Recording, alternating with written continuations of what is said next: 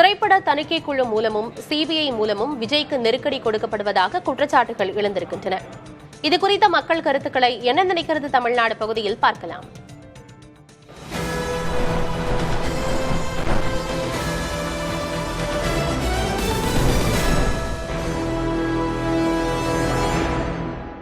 Sir, Vijay படம்னாலே பார்த்தீங்கன்னா எல்லா படமும் பிரச்சனையோட தான் வருது. அது இப்போ நேற்று நடக்கிறது இல்லை, 10 வருஷமா 15 வருஷமா இப்படி தான் நடக்குது. எந்த அளவுக்கு எதிர்க்கிறாங்களோ அந்த அளவுக்கு விஜய் கட்சி மேலும் மேலும் வளரும். சீக்கிரமே அவங்களுக்கு நல்ல ஒரு வாய்ப்பு இருக்குங்கிறது ஒரு மக்களோட கருத்தா தெரியுது. விஜய் அவர்கள் படம்னாலே சென்சார் ப்ராப்ளத்திலிருந்து இந்த தியேட்ரிக்கல் ப்ராப்ளம் எல்லாமே இருக்கு.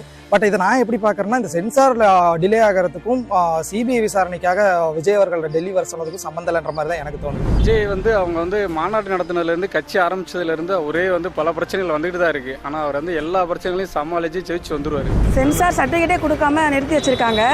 நல்லபடியாக சர்டிஃபிகேட் கொடுத்து படம் ரிலீஸ் ஆகி வெற்றிகரம் அடையணும்னு சொல்லிட்டு என்னோட ஆசை.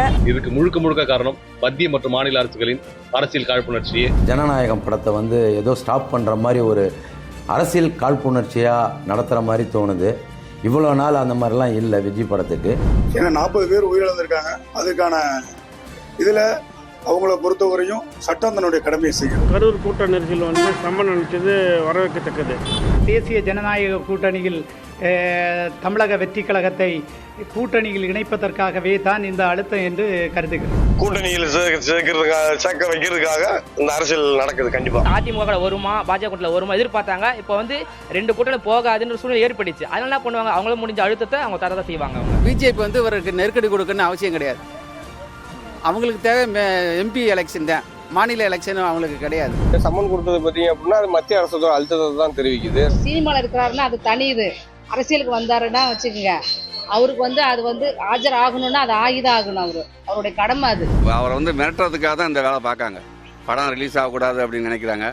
அப்போ நம்ம நேரில் கூட்டு இது பண்ணோம்னா கொஞ்சம் பணிஞ்சிடுவாரு அப்படின்னு நினைக்கிறாங்க. தேசிய அளவிலே பெரிய கட்சி தான் அதிமுக. அதில் கண்டிப்பாக இவங்களை கூட்டணிக்குள்ளே கொண்டு வர வேண்டிய நெருக்கடி குடிக்க மாதிரி நான் நினைக்கல.